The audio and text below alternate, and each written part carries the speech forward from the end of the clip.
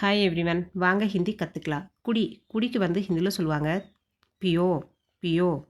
Tea குடிங்கக்கு ஹிந்தியில் சொல்லுவாங்க சாய் பீஜியே சாய் பீஜியே.